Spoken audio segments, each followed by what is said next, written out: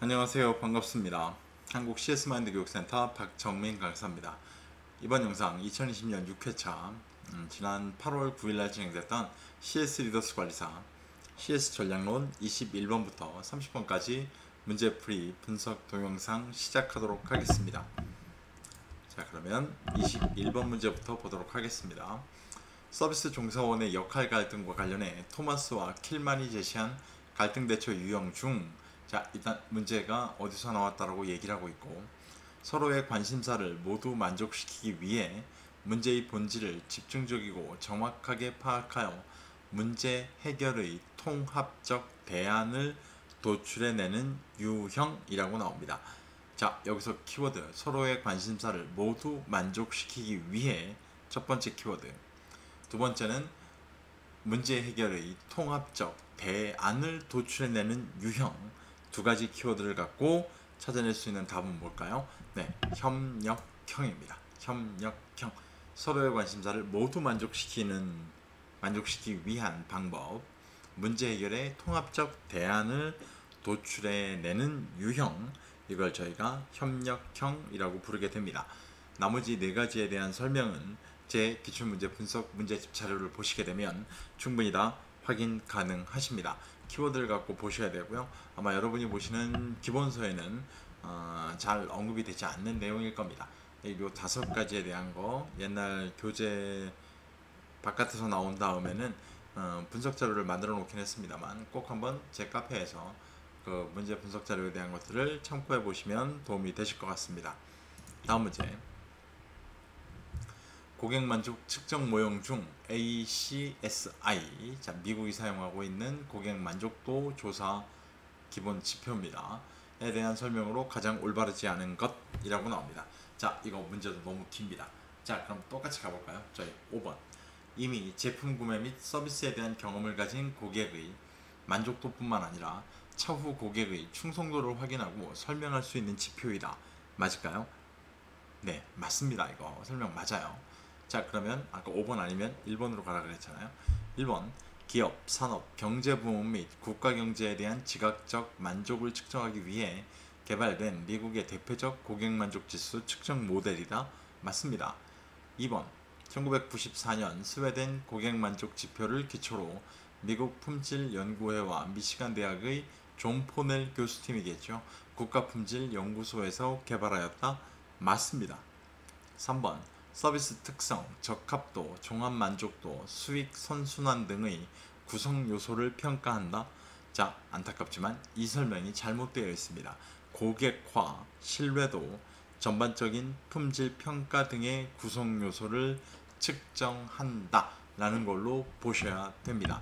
이 문제 유형은 체크해 놓고 기억하셔야 됩니다. 이 기억하시는 데 있어서 대표적인 건 일단 3번 오답을 문제와 같이 기억을 좀 하시는 게 맞을 것 같고요. 나머지 네 가지의 보기도 꼭 주의 집중을 해서 읽어 보셔야만 됩니다. 다음번에 문제 유형이 바뀔 때 다른 보기가 정답으로 나오게 될 가능성이 굉장히 높습니다. 꼭 기억하고 체크해 놓으셔야 됩니다. 상당히 어려운 문제 유형입니다. 다음 문제. 다음 보기 설명에 해당하는 자료 수집 방법은 무엇일까요? 라고 되어 있는데요. 자, 밑에 뭐 보기가 다 영어로 되어 있기 때문에, 자, 보기를 볼까요? 제품 시음이나 시용, 광고물, 패키지 등의 테스트에 주로 이용되는 방법으로 조사 대상자가 많이 있는 곳으로 직접 나가 간이 조사 장소를 설치하여 여기에 조사 대상자를 불러 모아 조사하는 기법을 의미합니다. 자, 읽어드린 이 내용이 그대로 키워드가 됩니다. 특히나 조사 대상자가 많이 있는 곳으로 직접 나가 간이 조사 장소를 설치하고 여기에 조사 대상자를 불러 모아 조사하는 기법을 의미합니다. 라는 거 보시게 되면 답은 뭘까요? 네, 사람 많은 곳으로 나가야 되니까 Central Location Test, CLT라고 저희가 부릅니다. 꼭 기억하셔야 됩니다. 아주 간단한 문제 유형, CLT는 끊임없이 HUT 1번 보기와 끊임없이 정답으로 출제되는 문제 유형이기도 합니다. 기억하십시오. 다음 문제. 설문지 개발과 관련해 질문의 내용을 결정할 경우 유의해야 할 사항으로 가장 올바르지 않은 거. 자, 질문의 내용을 결정할 경우 유의해야 할 사항, 내용을 결정할 경우입니다. 그러면 다른 것들은 어디서 갖고 올까요? 순서를 결정할 경우 아니면 질문의 표현을 결정할 경우 이런 곳에서 갖고 올 겁니다. 자, 1번 하나의 질문으로 충분한가? 맞을까요? 맞습니다. 2번 그 질문이 반드시 필요합니까? 맞습니다. 3번 응답자가 질문에 응답할 것인가? 맞습니다. 4번 적절한 응답자를 선별할 질문이 필요한가? 맞습니다. 5번 단순하고 흥미로운 질문부터 시작해야 된다? 시작해야 하는가? 자, 이건 뭘까요? 네, 이건 질문의 순서 결정을 지금 물어보고 있는 겁니다. 그래서 이 문제에서 지금 요구하고 있는 내용을 결정할 경우 유의해야 할 사항, 여기엔 해당하지 않는 거. 5번 단순하고 흥미로운 질문부터 시작해야 하는가? 질문의 순서 결정에 대한 측면이었습니다. 꼭 기억하시길 바랍니다. 이런 유형의 시험 문제는요, 지난번 벌써 한 몇 회차 지나간 것 같은데요, 참 안타까웠던 건 1번부터 4번까지가 다 물음표잖아요. 근데 그 당시에 답이 만약에 5번이었다고 보면 5번은 마침표였어요, 실제로. 그러니까 이렇게도 문제가 나오는 유형이에요, 가끔 가다가. 그래서 그 관점을 갖고 기억을 좀 하시면 될 것 같습니다. 이번 문제의 유형은 똑같이 느낌표래, 물음표로 바꿔버렸습니다. 꼭 구별할 줄 아셔야 됩니다. 질문의 내용을 결정할 경우 질문의 순서 결정, 질문의 표현 세 가지가 있다 그러면 여러분 시험 대비를 위해서 두 가지는 꼭 구별할 줄 아셔야 됩니다. 할 줄 아셔야 됩니다. 이해가시죠? 꼭 기억하십시오. 다음 문제. 행동적, 태도적 충성도 차원의 고객 세분화 유형 중 다음 보기 설명에 해당하는 거 뭘까요? 라고 물어보는데요. 보기를 좀 볼까요? 이 집단은 특정 브랜드에 대한 호감이 없더라도 빈번한 구매가 이루어지며, 자, 호감이 없는데 빈번한 구매가 이루어진답니다. 심지어 특정 기업을 싫어하더라도 꾸준한 구매가 이루어집니다. 굉장히 특이합니다. 싫어하는데도 구매가 이루어진다는 거예요. 그것은 습관적인 구매, 경제적 인센티브, 편안함, 그리고 대안 부족으로 설명할 수 있다. 자, 여기서 잘 보세요. 경제적 인센티브, 난 그냥 얘네 거 싫은데 이거 사면 그래도 얼마 나한테 다시 환급해줘. 네. 그리고 그냥 이걸 사는 게 제일 편해. 제일 쉬워. 또는 이거 말고 다른 게 없어, 아직까지. 어쩔 수 없이 얘네 거 사이래. 자, 무슨 충성도? 네, 거짓된 충성도죠. 왜 그러냐면 앞에서 분명히 브랜드에 대한 호감이 없더라도, 특정 기업을 싫어하더라도, 네, 저는 여기랑 거래할 마음이 없어요. 그럼에도 불구하고 이 제품, 습관적인 구매, 경제적 인센티브, 편안함, 그리고 대안 부족, 다른 걸 살 게 없는데 이런 게 있다 보니까 여기 회사 제품을 구매하고 있습니다. 거짓된 충성도 충분히 유추할 수 있는 문제 유형입니다. 꼭 기억하셔야 됩니다. 이 중에 잠복된 충성도가 조금 어려웠었죠. 기업에 대한 좋은 이미지를 가지고는 있지만 가격, 접근성 또는 마케팅 전략이 재구매 욕구를 이끌어내지 못하기 때문에 행동적 충성도가 낮은 집단, 기업에 대한 좋은 이미지를 갖고는 있지만 행동적 충성도가 쉽게 해서 반복 재구매 이런 게 나오지 않는 충성도가 낮은 집단, 이걸 저희가 잠복된 충성도라고 부르고 있습니다. 꼭 한번 구별하실 필요가 있을 것 같습니다. 다음 문제.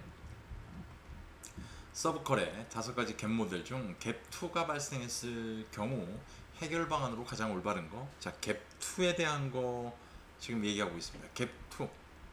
자, 1번 조직의 관리 단계 축소. 조직의 관리 단계 축소는 갭1의 해결 방안이죠. 그죠? 네, 기업이 고객이 바라는 기대 사항을 모를 때 발생하는 사항. 2번 종업원 업무의 적합성 보장. 종업원 얘기 나오면 저희가 알고 있는 갭3죠. 갭3. 3번 상향적 커뮤니케이션의 활성화.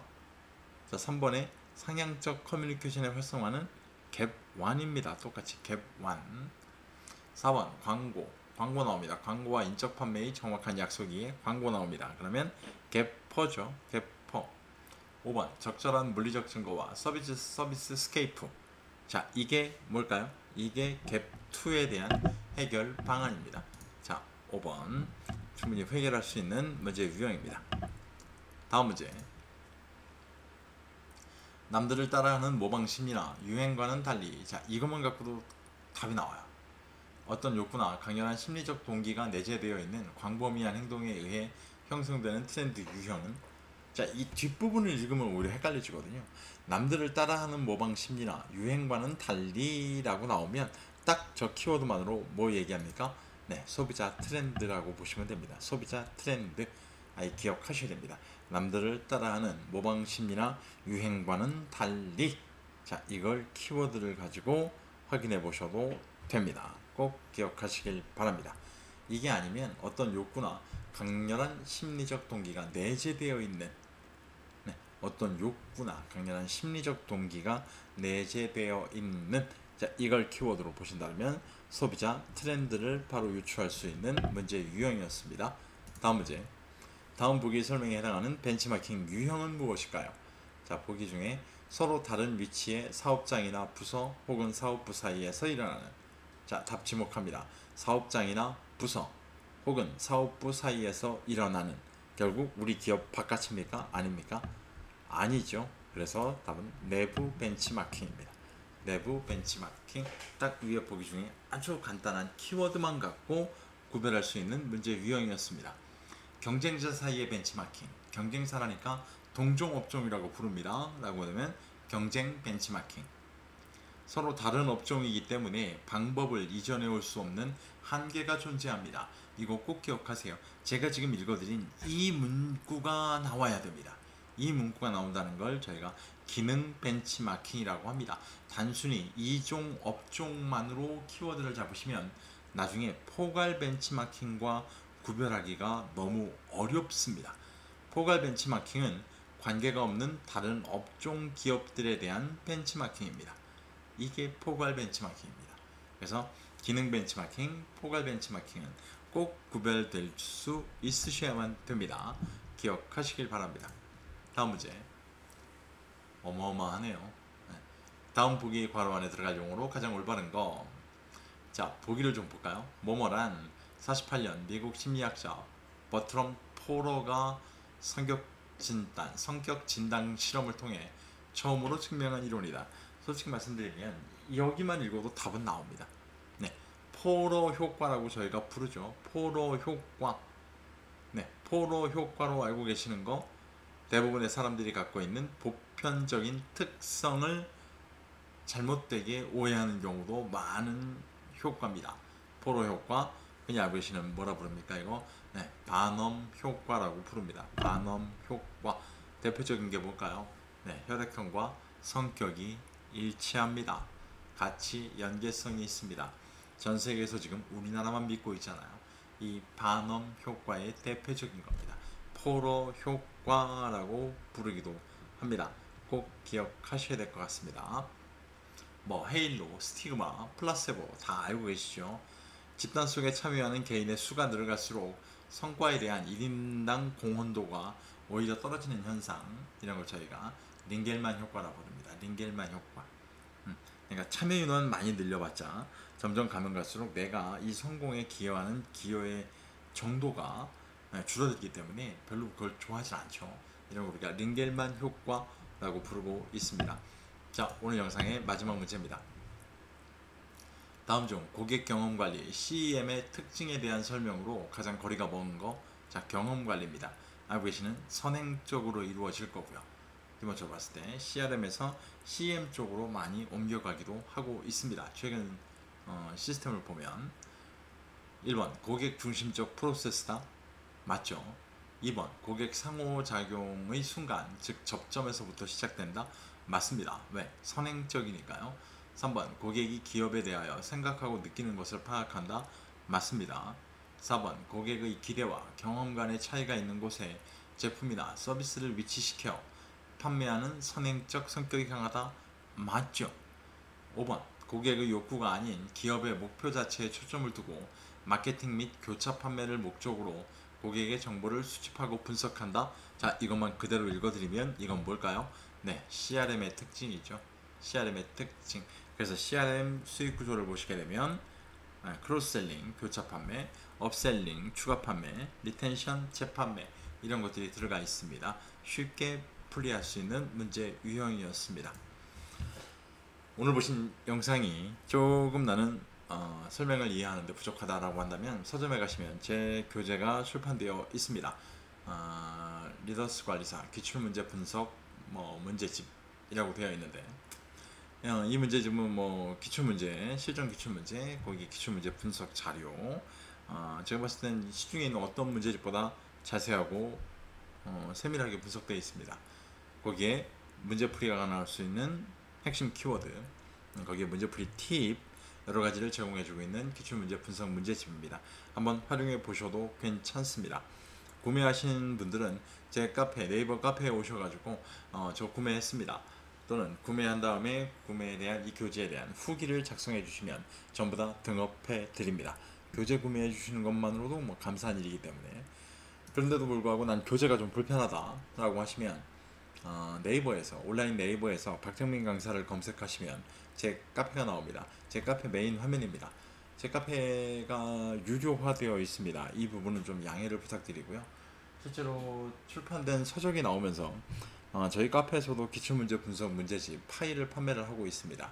가장 최신의 기출문제까지 다 포함된 분석자료 파일을 판매를 하고 있는데 이게 유료화되어 있다는 저작권 문제 때문에 꼭 좀 양해를 부탁드리고요. 카페에 가입하시게 되면 지난 6년간의 기출문제와 기출문제 분석문제 파일, 그 다음에 연도별로 구별되어 있는 파일, 그 다음에 단원별로 출제되는 챕터별로 분류해 놓은 분석자료 파일인데 이건 출제 경향까지도 눈으로 확인할 수 있는 문제 분석 파일, 그리고 다중 출제가 되고 있는 최근 들어서 가장 많이 출제가 되고 있던 문제들만 모아놨던 핵심 문제 파일, 여러가지 합격에 필요한 합격 솔루션을 제공해 드리고 있습니다. 충분히 합격하시는 데 도움이 될 만한 솔루션입니다. 활용해 보시면 될 것 같고요. 오늘 영상이 시험 준비하는 데 도움이 되셨다면 구독과 좋아요도 꼭 좀 체크 부탁드리도록 하겠습니다. 다음번 영상은 CS 실무론 1번부터 10번까지 문제풀이 분석 동영상을 갖고 찾아뵙도록 하겠습니다. 긴 시간 고생 많이 하셨습니다. 고맙습니다.